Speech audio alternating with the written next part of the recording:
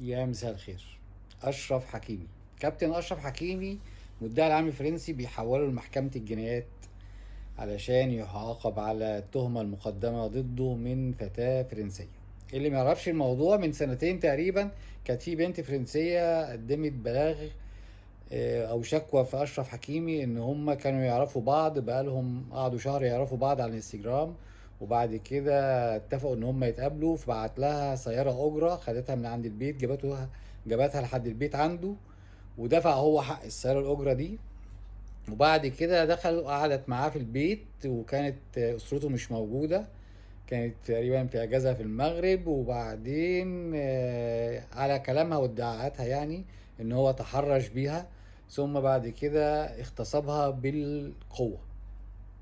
بعد كده هربت منه او قدرت تزقه يعني بعد ما خلص اللي عمله، على كلام برضو ده، على كلامها ادعاءاتها، واتصلت بصاحبتها وجت خدتها من عند البيت من عنده ومشيت.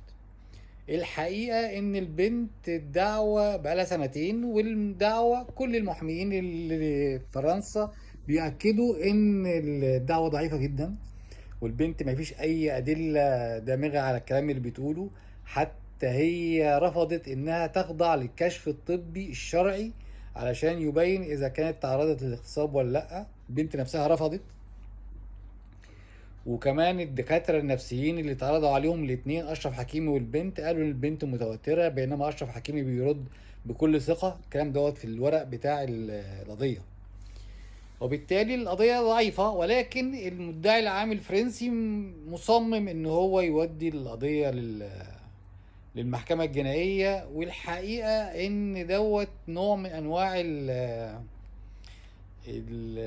المعاملة المتعنتة اللي بيقابلوها العرب في فرنسا، والاضطهاد اللي بيتقابله العرب في فرنسا. الحقيقة موضوع من زمان، وفي حاجات كتيرة ومظاهر كتيرة يعني توري قد ايه العرب بالذات مضطهدين جدا في فرنسا.